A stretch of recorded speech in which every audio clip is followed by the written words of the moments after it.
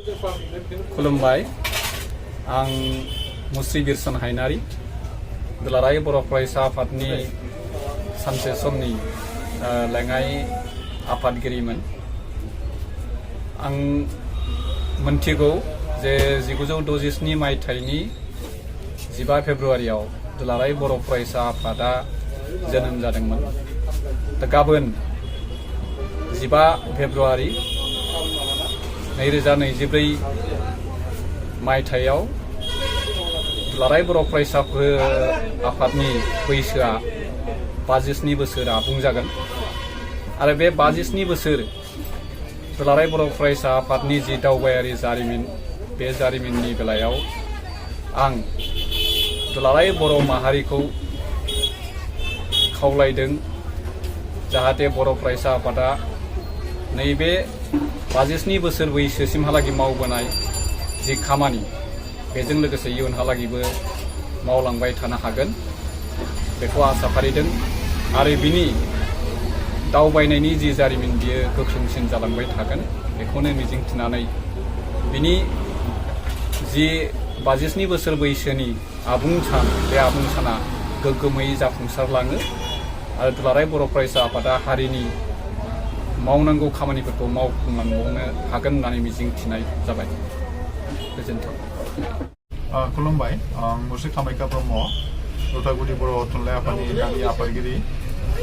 गोसोआव जोबोद गोजोननाय मोन्दों जोंनि माहारियारि आफाद दुलाराय बर' फरायसा आफादा 15 फेब्रुवारि 1967 मायथाइयाव जोनोम मोन्दोंमोन।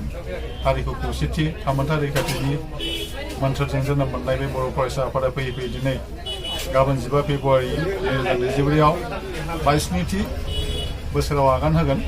गाबोन 15 फेब्रुवारि 22थि दुलाराय बर' फरायसा आफादनि गायसन सान फालिनाय जागोन आरो बे थांखिया जादोंमोन गावस्रानाय बर' हारिखौ खौसेथि खालामनाय बुहुमनि मुलुगनां बर' हारि खौसे जा बे मोन्थोरजों थामोन्था रैखाथि अनलायनाय खौसेथि जौगाथायनि जि बिजोंजों बा जि मोन्थोरजों जों दावगानो हाबाय दिनै बर' हारिया नैबे जांख्लायाव जों फैनो हादों।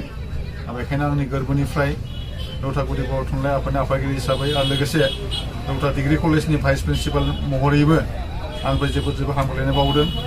जोङो बर' फरायसा आफाद माहारि आफादनि गेजेरजों बर' हारिनि गोबां जेंना जेंगोनाखौ जोङो सुफुंलांनो हादों आरो दिनै दङ जोंहा गावनि बिमानि रावजों आबुं सोलोंथाइ लानायनि मोन्थायखौबो जोङो गावनो बिख'नानै जों गावनो आग्रह जानानै गुदि फरायसालिफोराव बर' बिजोंखौ फरायहोफिननाय बेखौ जों लाबोनांगोन आरो जोंनि सोलोंथाइनि गुन गोनां सोलोंथाइखौ जोङो साबसिनै गोगोमै जों गायसननो थाखाय जाखांबाय थानाय लाइमोन फरायसाफोरनो गुन गोनां सोलोंथाइ होनांगोन। बिथांमोनखौ निसानिफ्राय गोजौआव ड्राग्स एडिक्टेडनिफ्राय जों बिथांमोनखौ होबथानांगोन आरो जों मोजां परिबेस माहारियारि गुबुन हारिफोरजोंबो अनलायनानै जों खौसेयै थानो जों सोलोंनांगोन आरो बेनो जोङो सुबुं धोरोम आरो बिदिनो बर' फरायसा आफादा बड'फा उपेन्द्र ब्रह्मनि दैदेननायजों जों बे जांख्लायाव फैनो हादों। आं जोबोद नैबे फैबाय थानाय 22थि दुलाराय बर' फरायसा आफादनि जोनोम सान गाबोन 15 फेब्रुवारियाव जोङो फालिगोन गायसन सान महरै आरो बे आबुं गेवलांसार देरहासार जाथों आरो मोनसे मोन्थोर बड'फानि थां आरो थांनानै था बे मोन्थोरजों थांनांगोन।